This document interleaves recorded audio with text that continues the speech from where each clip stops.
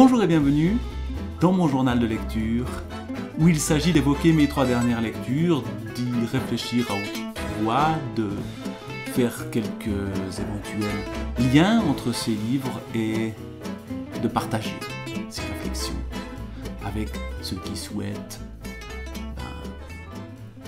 avoir une petite idée de ce qui occupe mon esprit ou avoir une petite idée de ces livres-là, c'est-à-dire de Contre la résilience à Fukushima et ailleurs de Thierry Ribaud, mais aussi de Après le tremblement de terre de Haruki Murakami et de Ce piège diabolique de Edgar P. Jacobs, Une aventure de Black et surtout Mortimer. Contre la résilience, donc. Première escale, première étape japonaise de ce parcours, la deuxième sera aussi japonaise. Contre la résilience, pourquoi au Japon? À cause de Fukushima, le titre précis de ce livre donc de Thierry Ribaud, Contre la résilience, à Fukushima et ailleurs, paru à l'Échappée en 2021, dans la collection Pour en finir avec. Donc il y a une idée de s'opposer à une notion, ici la résilience. Alors qui est Thierry Ribaud? C'est un chercheur en sciences sociales au CNRS, co-auteur avec Nadine Ribaud des Sanctuaires de l'abîme, chronique du désastre de Fukushima en 2012. Donc c'est quelqu'un qui s'est intéressé à ce qui s'est passé à Fukushima. Mais ce livre-là, sur la résilience, contre la résilience, essaye, je ne sais pas s'il y parvient, mais essaye en tout cas d'élargir le propos. Il parle beaucoup en fait de Fukushima. Et je ne suis pas certain que les thèses qu'il défend dans le livre soient assimilables à d'autres événements. En tout cas, à tous les autres événements, ça me paraît peut-être contestable. Mais d'abord, essayons de comprendre ce qu'il essaye de nous dire sur la résilience. Notion à la mode. Il faut faire preuve de résilience. Face aux incertitudes du monde, soyons résilients. Sauf que, est-ce que cette idée, soyons résilients, ne nous est pas imposée pour, au fond, dénier la réalité, pour la cacher, une réalité qui n'est pas vivable. Alors voilà ce qu'il dit de manière générale sur la notion de résilience à la page 51. Les hommes ne sont pas résilients par essence, mais ils apprennent à l'être. Ou plus précisément, certains en amènent d'autres à le devenir.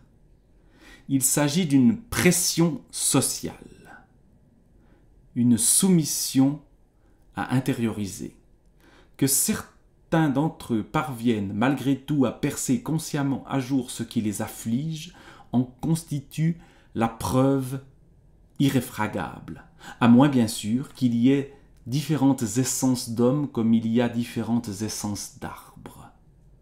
Et quand bien même les individus se mettraient d'eux-mêmes au pas, on ne peut en déduire qu'il s'agit là de l'expression d'une quelconque essence humaine. À l'instar de la guerre que certains ont longtemps prétendu être dans la nature de l'homme, la résilience et ses avatars n'ont rien de naturel, d'ontologique, de biologique ou de génétique. Ce sont, et c'est là vraiment la thèse principale de Thierry Ribaud, ce sont des institutions sociales au service du consentement. Au fond, on utilise l'idée de résilience pour faire en sorte que les populations, que les gens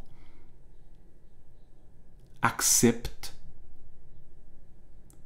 ce qu'ils n'auraient peut-être pas accepté s'ils avaient réfléchi autrement. Et l'exemple de Fukushima est assez intéressant à ce niveau-là. En gros, ce qui s'est passé, c'est que après avoir évacué une partie de la région de Fukushima, et seulement une partie, beaucoup plus petite que ce que les normes d'irradiation auraient dû, si on les avait appliquées, véritablement évacuer, ben, on a fait revenir des gens dans ces zones où les gens étaient partis. Et on leur a dit qu'au fond, ils pouvaient revivre, qu'il y avait certes quelques endroits où il y avait des radiations très fortes, mais à d'autres endroits c'était tout à fait vivable et que c'était à eux-mêmes de se débrouiller avec l'aide de l'État quand même pour, au fond, survivre dans cet endroit-là. Sauf que survivre, est-ce que c'est vivre? Sauf que accepter de revenir dans un lieu qui a été détruit et qui subit encore les conséquences de la catastrophe atomique, est-ce que c'est vraiment responsable de le faire? Est-ce que ce n'est pas manipuler les gens que de leur faire croire qu'il est possible de revenir dans un tel endroit si vite? La catastrophe de Fukushima, c'est 2011, donc c'est 10 ans. Et c'est bien avant d'ailleurs que des gens sont revenus. Donc on utilise cette notion de résilience, cette idée qu'au fond on peut rebondir. Mais face à des faits, les radiations nucléaires, atomiques, qui ne sont pas résilients eux-mêmes, ces faits. Et donc il y a quelque chose qui cloche.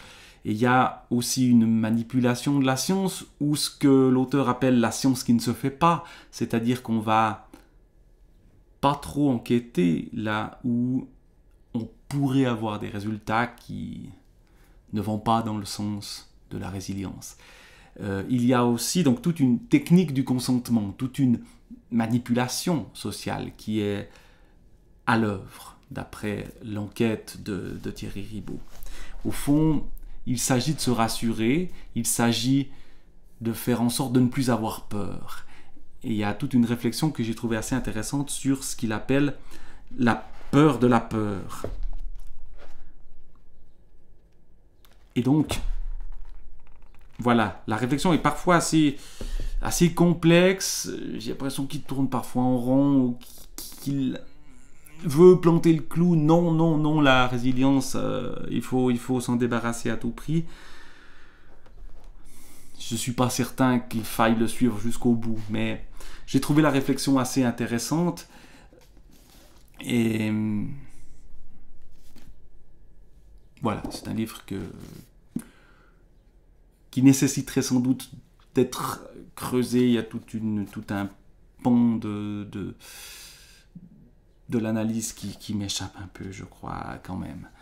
La question, en fait, qui me pose problème, c'est que là, on prend l'exemple de Fukushima, un exemple quand même très spécifique. Est-ce que c'est valable ailleurs? Il fait des liens de temps en temps. Alors, il y a un tout petit peu des choses autour de la pandémie de Covid, mais comme on est en plein dedans, il ne s'aventure pas trop là-dedans. Il y a des éléments évoqués un peu autour des problèmes de réchauffement climatique, mais là aussi, ça reste survolé. Bref, un livre qui me laisse peut-être un peu sur ma faim.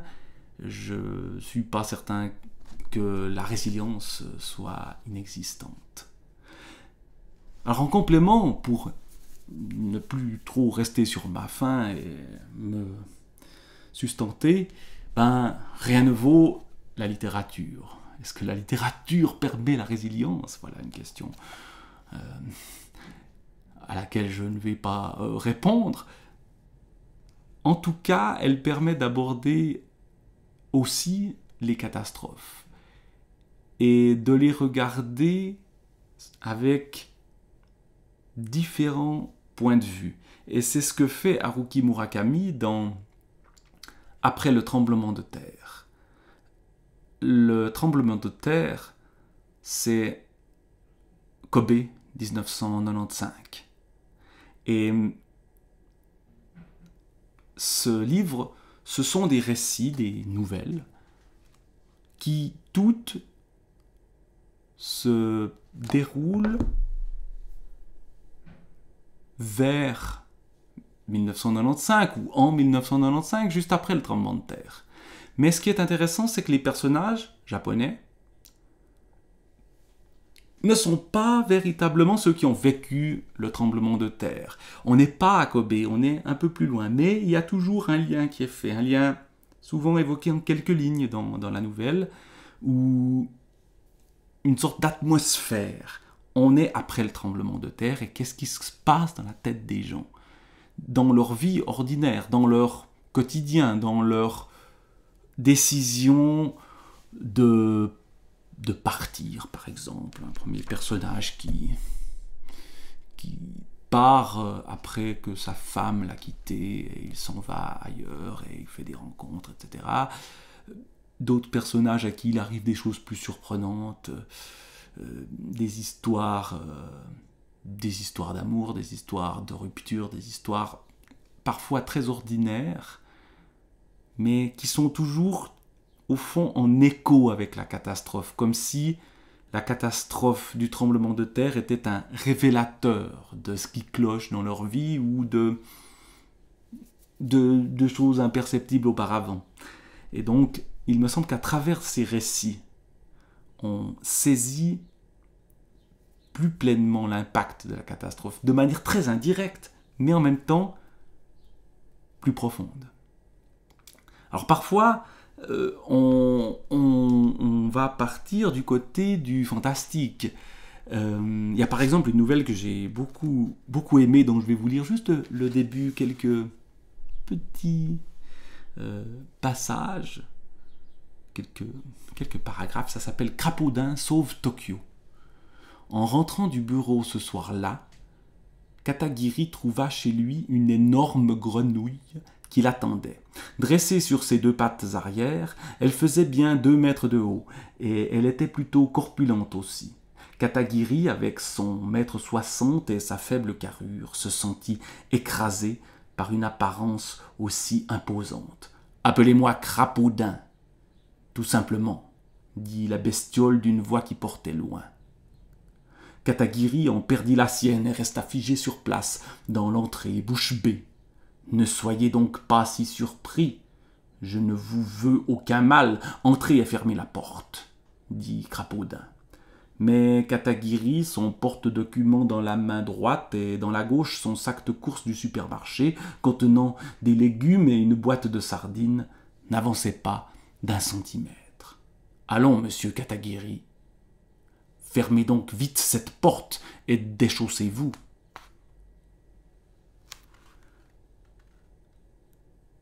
L'arrivée d'une grenouille géante dans son appartement, qui va lui demander de sauver Tokyo d'un tremblement de terre, voilà aussi une histoire qui nous permet une échappée dans le fantastique, dans les histoires extraordinaires et incroyables, et qui, là aussi, sont peut-être une manière de mettre à distance la catastrophe quand même, donc de participer à une certaine forme de résilience, peut-être, mais en faisant le pas de côté, en montrant quand même qu'il y a quelque chose qui cloche chez tous ces personnages qui subissent quand même la catastrophe, c'est-à-dire que de dire il faut passer par-dessus et on va reprendre comme avant, comme au fond, on nous le dit aussi un peu avec la pandémie de Covid et tous les changements qui ont eu lieu à ce moment-là,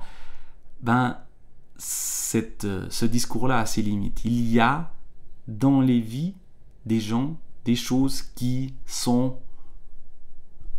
bousculées par les événements dramatiques qui ont lieu. Même s'ils ne nous touchent pas forcément avec la même intensité. On n'est pas après le tremblement de terre, chez les victimes du tremblement de terre, mais chez les gens qui sont déjà à distance. Et donc ces récits-là montrent cette diversité. Et faire en sorte que tout le monde réagisse de la même façon à certains phénomènes marquants, ben voilà l'erreur. Voilà l'erreur peut-être des défenseurs de la résilience. Non, chacun réagit à sa façon, comme il peut, selon son vécu, son caractère, selon ce qu'il est. Alors dans le troisième livre, c'est-à-dire le piège diabolique, j'ai de la peine, c'est un piège diabolique que simplement dire le titre, le piège diabolique de Edgar P. Jacobs, eh bien, on a affaire aussi à une catastrophe. Cette fois, on sort du monde japonais, on reste en France, avec Mortimer qui est anglais, mais on va voyager dans le temps à l'aide de ce truc-là, qui est en fait effectivement un piège. Que se passe-t-il? Mortimer, physicien, spécialiste du nucléaire, hein, donc on n'est pas si loin de ces questions de contre la résilience, où les nucléaristes vont effectivement être des grands défenseurs de la résilience. Et peut-être que le professeur Mortimer aussi reçoit une lettre de Milor, qui était un des méchants d'un des épisodes précédents de SOS Météor, sauf erreur, qui justement est condamné, est mourant, ou est peut-être déjà mort au moment où on reçoit cette lettre-là, parce que il a subi des radiations, etc. Donc on est vraiment dans une sorte de Fukushima à l'avance. Ici, puisqu'on voyage dans le temps, est-ce que Edgar P. Jacobs a vu, avant même qu'elle n'ait eu lieu, la catastrophe de Fukushima? Mystère. Donc Mortimer reçoit cette lettre. Mon cher confrère, lorsque vous lirez cette lettre, j'aurai quitté sans regret cette maudite planète. Mais je laisse après moi une invention que je puis qualifier, sans fausse modestie, de fantastique. Vous fûtes mon ennemi, certes, mais un ennemi loyal. Votre caractère qui m'a plu ainsi que vos connaissances, qui sont grandes, vous font digne de recueillir mon héritage. Mais comme il s'agit d'un événement scientifique d'une portée incalculable, je suis tenu à la plus grande circonspection. C'est pourquoi vous trouverez mes instructions détaillées dans l'enveloppe ci-jointe. Et puis ensuite une enveloppe, donc il doit aller à La Roche-sur-Guyon, Seine-et-Oise, et puis il va se rendre dans un lieu qui est resté secret. Il va y avoir une autre lettre dans une crypte, et dans cette crypte, il y a le chronoscaphe. Le voilà, le chronoscaphe, cette espèce de boule que je vous ai déjà montré sur la une, enfin sur la page sur la première page. Et ce chronoscaphe, c'est évidemment la machine à voyager dans le temps. Et Mortimer va être pris au piège, c'est-à-dire que Milor se dit ne plus être son ennemi, mais l'est toujours et veut se venger, au contraire. Et donc, il va, au fond, le perdre dans les méandres du temps. C'est toujours la même histoire, ces histoires de machines à voyager dans le temps, c'est-à-dire que on se retrouve pas à l'époque qu'on aurait voulu aller voir, et surtout, on ne parvient pas à revenir au présent. Ou alors on modifie le passé qui fait que le présent n'est plus possible, et voilà, vous avez des films Retour vers le futur, ce genre de choses, qui fonctionnent comme ça. Ou plus populaire, les visiteurs, vous voyez, le truc qu'on voit au Moyen-Âge pour changer ce qui se passe dans le temps. Bon, c'est pas tout à fait ça ici, il va être perdu, et le but c'est de revenir, quoi, de retrouver le temps présent, et de ne pas se faire bouffer par des dinosaures, par exemple. Il va se retrouver dans des conflits à l'époque médiévale. Et puis, évidemment, quand on est dans une histoire qui est un voyage dans le temps, ben forcément on va se retrouver au futur. Et c'est là que le lien avec Fukushima, avec les catastrophes nucléaires est fait. Il se retrouve donc, en partant de cette crypte, il se retrouve toujours donc sous terre, mais ce sous terre est très différent. Voilà l'ambiance de ce futur. Il s'agit donc d'une centrale nucléaire, mais détruite et abandonnée sous terre. Alors,